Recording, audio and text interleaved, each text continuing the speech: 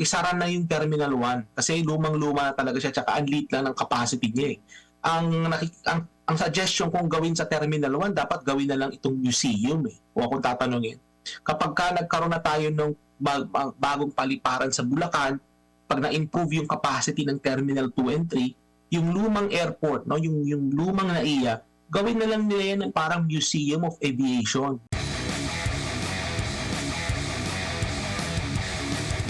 Ang paliparan, yan ay ang unang nakikita, no, ng mga bumibisita sa ating bansa. So paglalabas nila ng eroplano, pag nag-landing na yan, at kapag kayan ay pumunta na sa gate, ano, tinatawag natin yung mga gate sa airport, ang unang makikita ng ating mga bisita ay yung estado ng ating paliparan.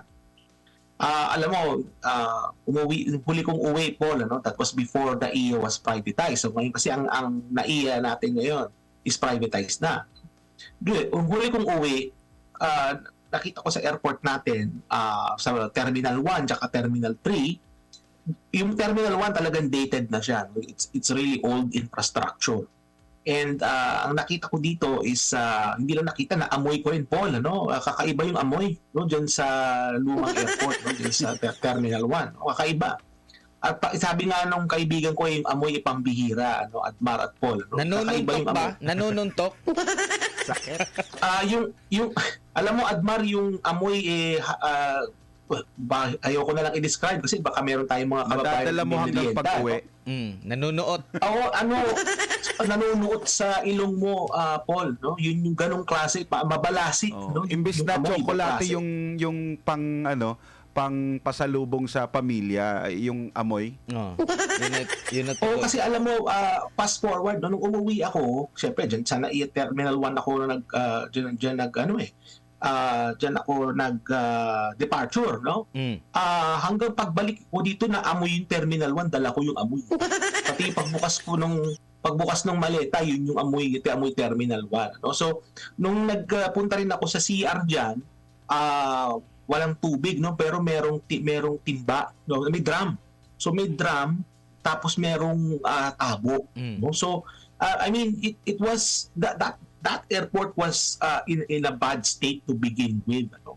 And napakalungkot yung nangyayari diyan sa infrastructure natin. Kaya nga, considering na pinrivatize yan, but nonetheless, sana ma-improve yan nung private company, no, na nakapag-acquire ng management diyan sa NAIA terminals natin, no? Kasi nga hindi maganda na yan ang una nakikita ng ating mga bisita, ng ating mga turista, ng mga foreign investors, no, na ganyang klase ang ating estado ng ating paliparan, no?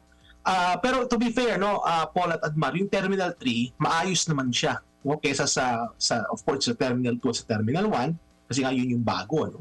Pero nagkaroon din dyan ng issue dun sa baggage carousel, no? Nagkakaroon dyan ng issue. Halimbawa, yung baggage carousel nasisira. Ang nangyari is na nagkaroon nung lately lang yan, Paul at Admar, nagkaroon ng manual na operation dyan in terms of baggage handling, no? So imbis na carousel na yung ginagamit or imbis na may mga tags na, may mga computerized na yung pagsosort ng mga luggage, naging mano-mano, no? Kasi nga nasira yung sistema nila dyan, ano, yung computerized system nila sa baggage handling. So, that is really sends a bad signal sa ating mga bisita, mga investors at mga turista in terms of the state of the country. Kasi siyempre, first impression lasts, mga kababayan. Pagpunta nila ng airport, yan yung nakita nila, that would leave them a lasting impression. Ano? Ay, ganito pala yung airport sa Pilipinas. Baka ganito din ang ma-expect natin sa buong bansa, kung ano yung nakita nila sa ating airport, no? Kaya nga nakakalungkot, no, na 21st century na tayo, mga kababayan, na ang ating paliparan ay rank pa rin na as one of the worst, no, in the world. And kaya nga there was a case to be made in terms of privatizing NAIA, no? So hopefully yung company na I believe San Miguel ang naka-acquire niyan, no? So anong pangalan ba nito, Admar? Si Ramon Ang? Tama. Siya ang siya ang namamahala dyan. So hopefully they can turn things around, ano? Isa pa ako nakikita dito is siyempre magmamahal yung terminal fee dahil nga privatized na siya. At pag nagmahal yung terminal fee, magmamahal din yung fee na binabayaran ng mga airlines pag nagla-landing sila dyan. So ibig sabihin, all of these added costs, mapata-transfer yan dun sa ating mga commuters, no? Dun sa mga bumibiyahe. So the question becomes, tumaas nga ang terminal fee, tumaas yung fee sa mga airlines na natatranslate ito in terms of better infrastructure, in terms of better management, in terms of better running the operations of the airport. No, these are things that are remain to be seen. No, sana naman na maging maayos na yan para gumanda naman ang ating image sa mga investors, no, at sa mga turista na bumibisita sa ating bansa. Mhm. Doc, sabi dito ni Milky Way sa YouTube, best beaches sa mundo ang Pilipinas. Pero worst airport naman. Hindi naman una yung mga beaches na napupuntahan ng mga turista. Una ang airport. So masasayang itong mga ganitong oportunidad na makakuha tayo ng maraming mga turista like kagaya sa iba't ibang mga kapitbahay natin ng mga bansa na malaki yung malaki yung nakukuha nila para sa ekonomiya in terms of tourism. Oo, kasi nga yung ating paliparan din at no, is aside from the issue of infrastructure and in terms of the issue of yung sistema, no, yung sistema sa pagpapatakbo ng airport, isa pa major issue dyan is yung capacity ng ating mga paliparan. No? Kasi alam naman natin na di ba katatapos, kumbaga, ang pandemya tapos na, no? At nag-open up na yung ating mga sektor, kabilang na ang turismo, no? In fact, yung ating tourism sector, kumbaga, marami pa siyang kailangang marating, ano, para makamit niya yung level ng turismo bago nagkaroon ng pandemic. So, ibig sabihin, asahan din natin sa mga darating na taon is mararagdagan pa manang mas maraming turista ang bibisita sa ating bansa. So ibig sabihin nito is kinakailangan na mag-increase ng capacity ng ating mga paliparan. No? So halimbawa sa kaso ng Terminal 1, 2, and 3 nagiging congested na dyan kasi alam naman natin na yun ay nasa Metro Manila, no? Nasa may Parañaque at saka ng Makati, yung lugar na yan. Ano? At alam naman natin na, Parañaque at Taguig, hindi ako nagkakamali, yan yung mga bordering na municipalities dyan sa airport natin. Ano? At alam naman natin na yung real estate dyan is very limited na. No?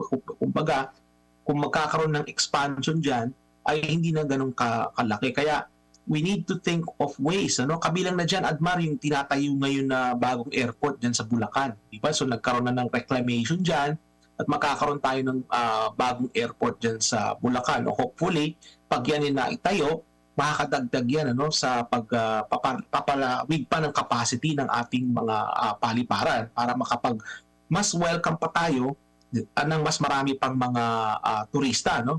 And hopefully din, Admar at Paul, sana sa mga darating na taon, isara na yung Terminal 1 kasi lumang-luma na talaga siya tsaka ang liit lang ng capacity niya.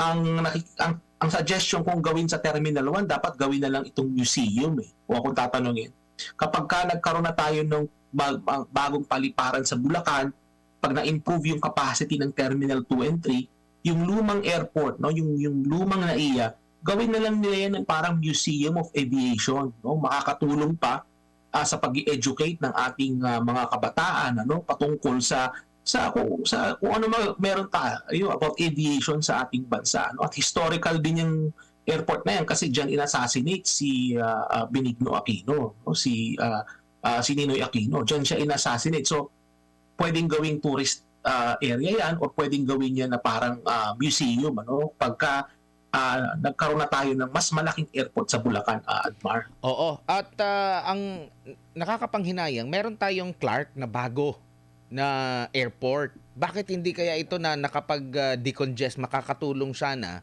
na makapag-decongest? Kasi lahat ng mga flights, at ayaw din yata ng mga airlines din na pumunta doon kasi wala din namang tumatangkilik doon. Sayang yung kumbaga, may mga iba na mas pumupunta doon, lalo na yung mga taga-norte, mas malapit sa kanila. Pero malaking tulong yun kung talagang na-manage ng tama. Kasi ang nagsiksika na, parang EDSA lang din nagsiksika na yung mga pasahero, yung mga biyahero dyan sa NAIA Isa sa mga magandang airport natin dito, maliban sa Cebu, is yung Clark kasi bago din yan pero hindi na nasamantala ng ating pamahalaan. Alam mo, Atmar, dyan dito ko nanghihinayang sa administration ni Bongbong Marcos Jr. Kasi sa totoo lang, ang kinakailangan dyan sa airport sa Clark is connectivity. Kailangan makonect yung airport na yan with the rest of the National Capital Region. So totoo lang, Admar, kapag ikaw nakapunta ka na sa mga ibang bansa, nakarating ka na sa Europa, nakita mo na yung sitwasyon doon ng mga paliparan, Admar, manonotice mo, di ba yung mga airport dyan, malayo sila doon sa mga cities. No, ganun din dito sa Canada, sa Estados Unidos, yung mga main airport, malayo doon sa pinaka-mismong city. So Tama. halimbawa, na tayo sa Canada, yung Pearson International Airport sa Toronto, hindi siya located sa Toronto. Ito ay mga 60 to 70 kilometers away from the city center ng Toronto. Malayo siya. Ganon din sa mga ibang mga paliparan dito sa Canada at sa Estados Unidos, ganon yung sistema. Sa Europa, ganon din. So yung Clark, given na meron na dyan existing na infrastructure na iniwan ng mga Amerikano, yan ay talagang ready na yan na maging isang talagang paliparan.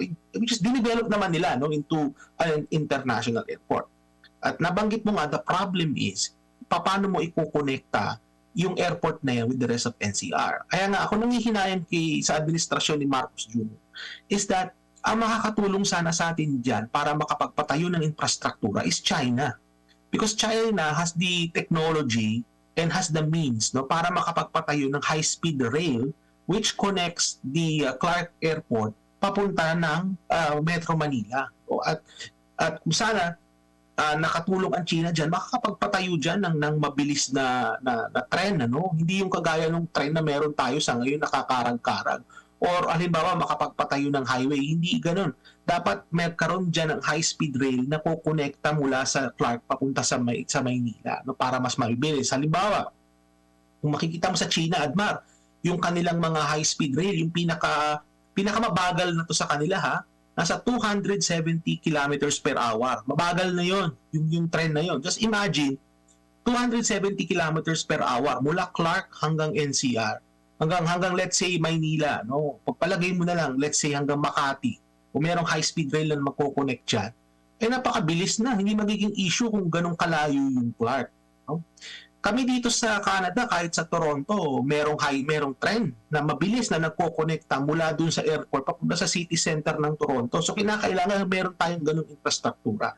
Hindi enough na makapatayo ka ng airport, ng international airport sa Clark. Kinakailangan is i-connecta mo yan with the rest of the area kung saan mo sineservice yung mga pasahero, which is majority ng mga gusto sanang gumamit ng Clark nasa NCR at BAR. At saka hindi lang yon, maraming connecting flights. So halimbawa, kung ikaw maglalanding sa Clark at meron kang connecting flight papunta halimbawa ng Davao, saan ka pupunta? Babalik ka pa ba ng Terminal 2? So, ibig sabihin, kung galing ka sa Clark, dapat may mabilis na tren yan to connect you with Terminal 2 para makarating ka na sa connecting flight. So, ibig sabihin, meron tayong mga existing na infrastruktura, Admar, pero hindi siya integrated. What is missing sa atin is the integration of critical infrastructure, kagaya halimbawa yung pagkukonekta ng mga iba't ibang airport, at yung pag-expand ng capacity na ating mga existing na critical infrastructure. Yan yung nakikita ko na kulang as far as yung ating mga paliparan is concerned.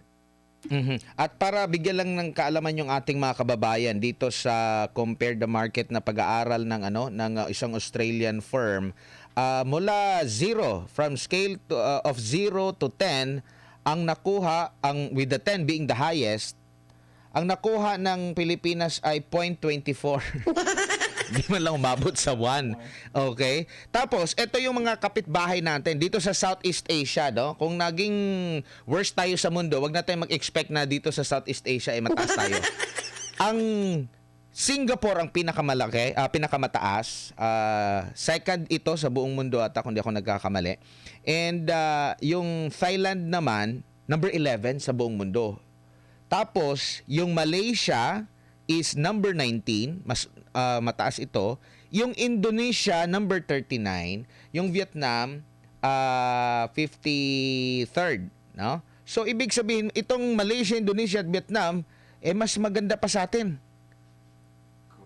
Oo naman. Alam mo, I've been to airports, no, dyan sa mga lugar na yan. At talagang makukumpara mo na maayos sila dyan at kesa dun sa atin. Wala yung sinasabi kong pambihirang amoy. So, pag pumunta ka sa mga airport na yan, ano, kahit yung sa Thailand, wala akong naalala na merong pambihira akong naamoy doon.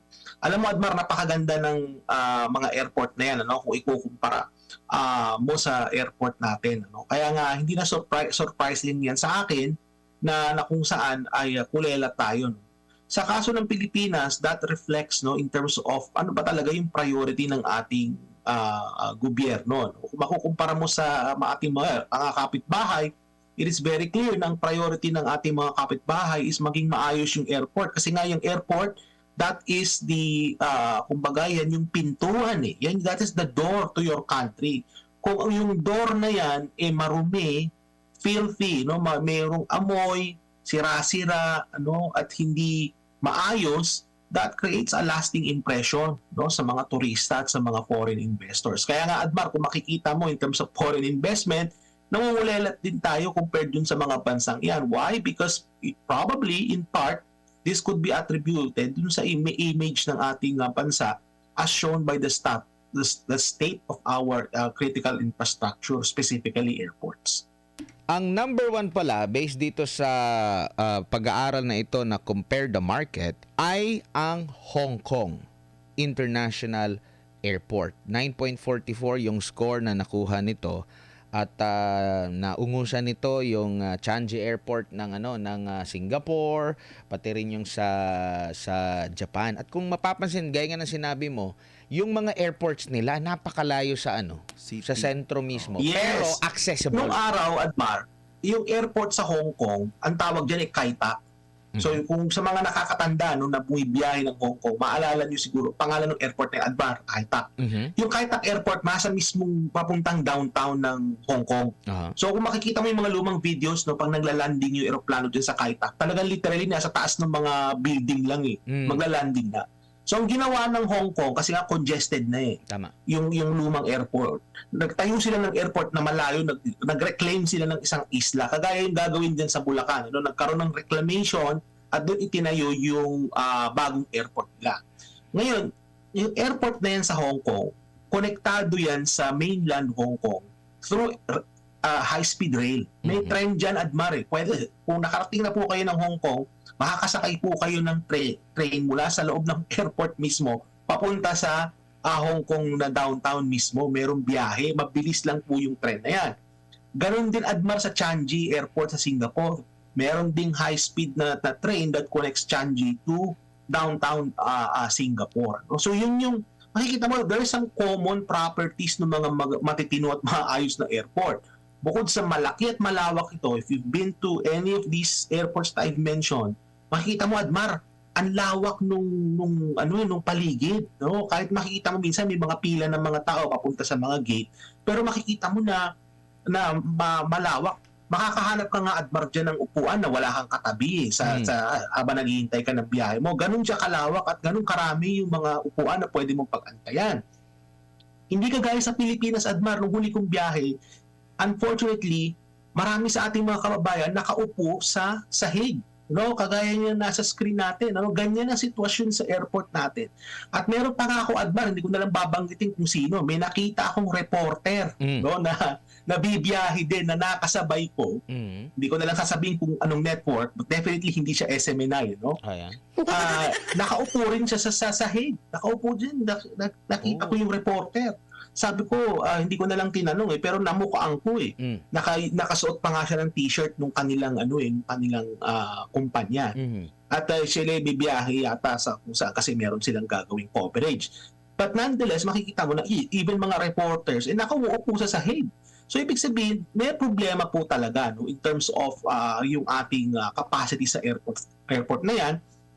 Talagang we're close, if not over capacity na po talaga yung airport. So kinakailangan na sa palagi ko madaliin nila yung pagko-construct ng bagong airport sa Bulacan para mas accommodate yung mas maraming mga pasaherong darating at para mas magkaroon ng mas magandang experience yung ating mga kababayan at yung ating mga bisita. Kasi mahalaga dyan, at lalo na sa turismo, no, is yung experience na nararanasan nila pagpunta nila ng isang bansa gaya ng Pilipinas. Part of the tourism is not just looking at the beaches or visiting places, but experience. And that experience begins at the airport. No? So kung ganyan yung klase ng airport na nakikita natin, talagang magkakaroon talaga tayo ng problema dyan.